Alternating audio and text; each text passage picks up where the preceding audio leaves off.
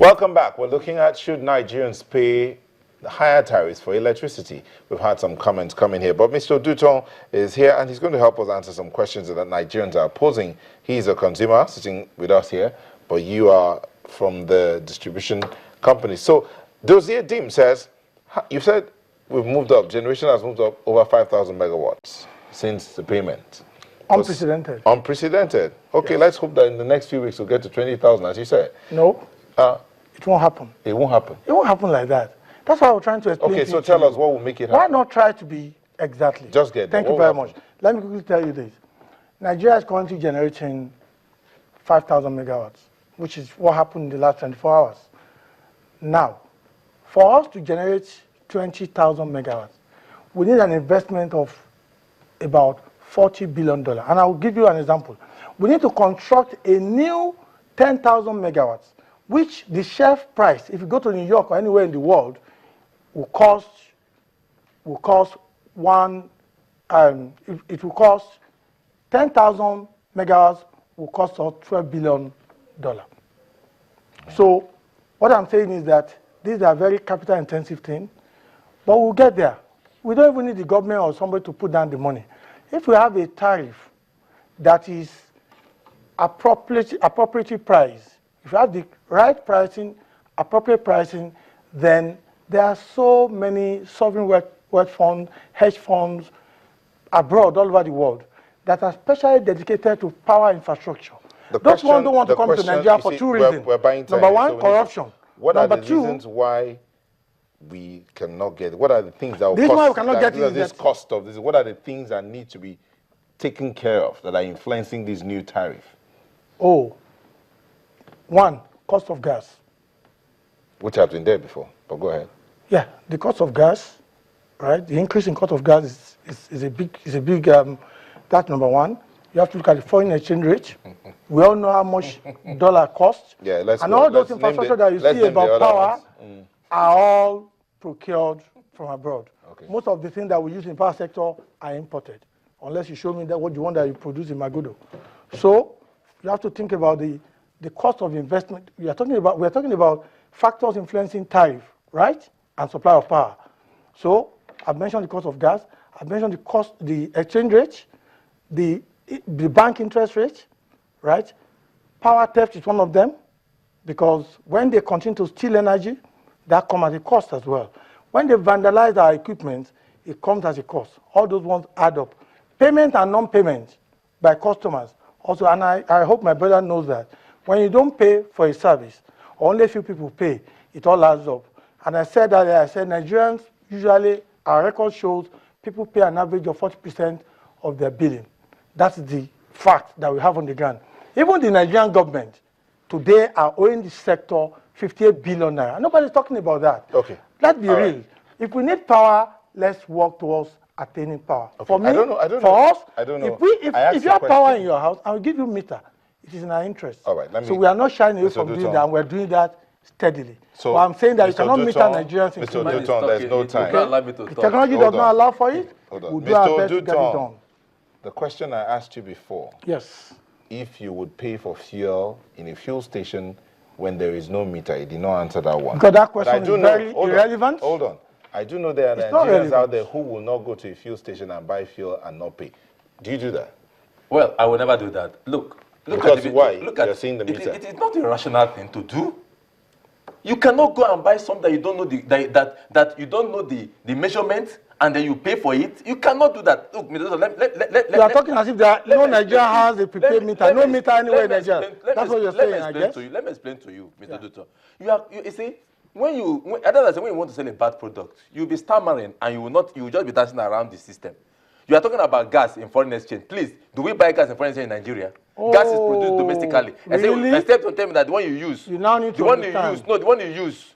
Mr. Duton, is my turn. Mr. Duton, is my turn. Except that you say the one you use, it comes from Cameroon or comes from Ghana, so you're not paying foreign exchange. Look, all this you are talking about, you went into, and I will have asked you some specific, we don't have the time, I will ask some specification. I'm sure you know the owners, those who took this, who share this our commonwealth. You know them. You know them, and they saw those, and they did due diligence and due process before they buy into these things. They sign an agreement on what they are going to invest. and the rate. This is the third time. This is the third time tariffs has been increased from 4 naira, from 4 naira 90 kobo to 7 naira to 12 naira, then now to 21 naira. Look, hold on, it's my turn. You've talked. So and now those milestones with tariff increase it don't are possible, but the milestones to give consumers simple meter to change. You say you have invested 300 billion or how many $billion? Yet the transformer in my area were provided by Senator by Senator representing my zone, Senator representing Lagos South East, Lagos East. Senator, what's his name now? He provided the transformer in my place. For a long time in my area, we will have light. This is not personal experience. We will have light only 2 times in the week, and then the generator and then the transformer will break down. It will take a Ikeja disco 4 days to put it in place, to repair it, and then it will now work for another 2 days. And at the end of the month, what everybody gets is estimated bill. And when we complain, they will tell you that is not their business. That what they calculate, which of the question he asked you, what they calculate is how much power they send to a particular transformer.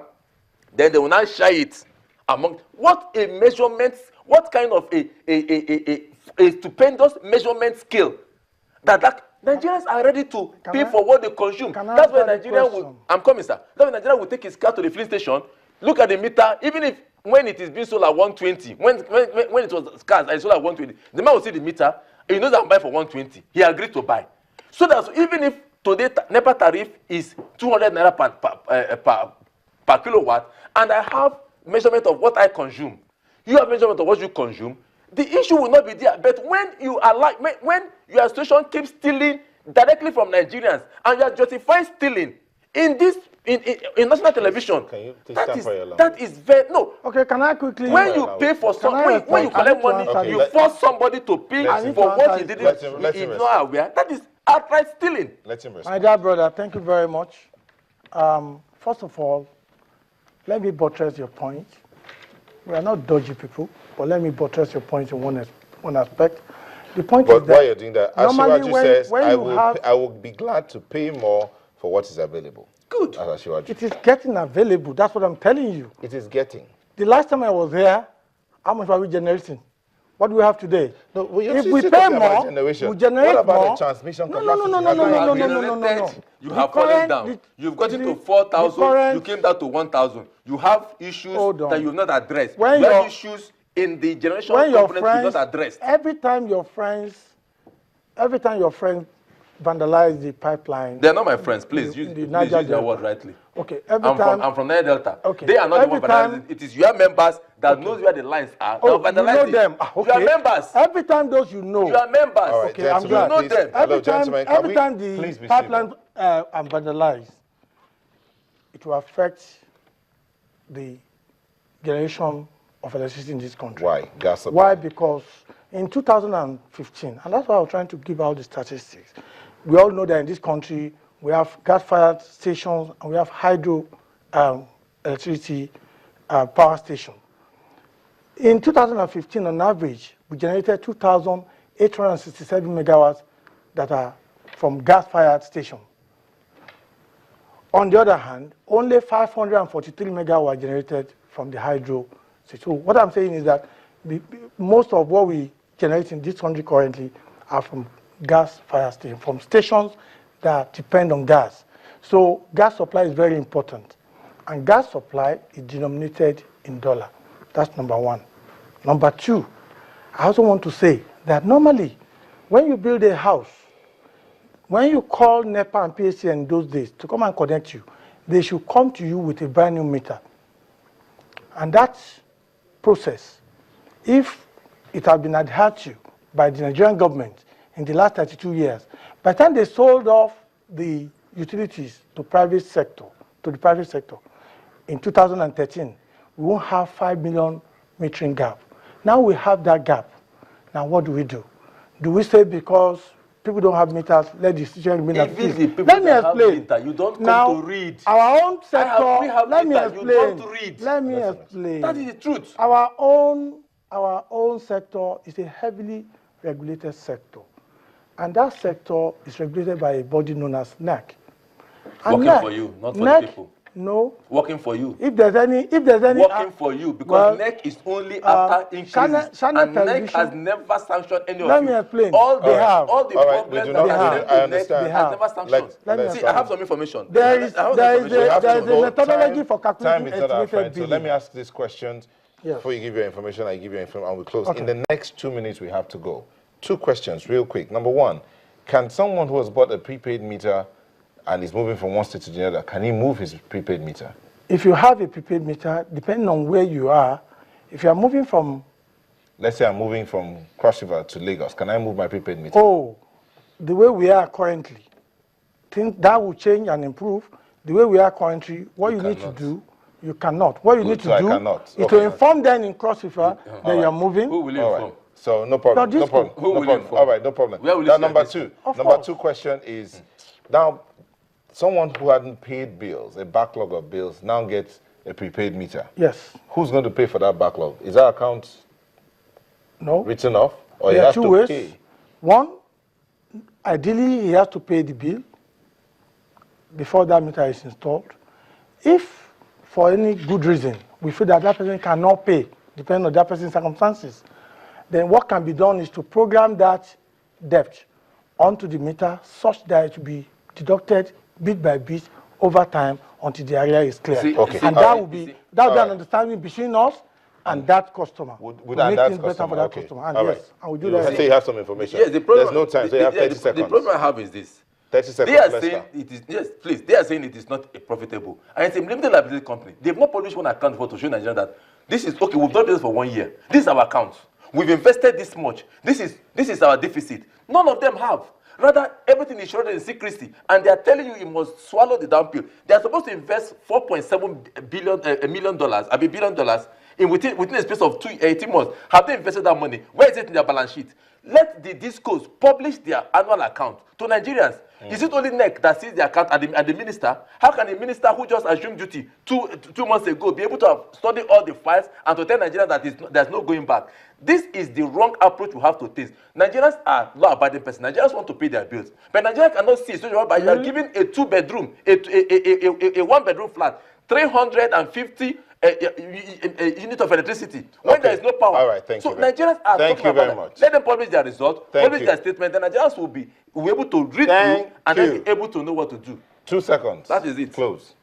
For me, I congratulate Nigerians for this new dawn, because with the coming of the new tariff, what I can assure Nigerians is that we're going to have a more efficient system. All right, I'm not to promise you an uninterrupted power supply yet, but I can tell you that things will get better. Thank you. And you will have Thank you. Alesta Wilcox is a consumer public affairs analyst and an economist. Thank you for coming.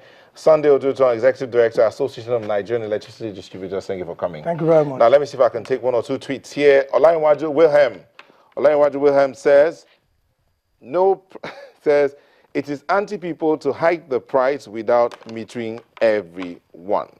That's Olayiwaju. Loveday Chuku says, God must save us from the hands of, in his or her words, says, criminals in Nigeria. Thank you so much for letting us be a part of your evening.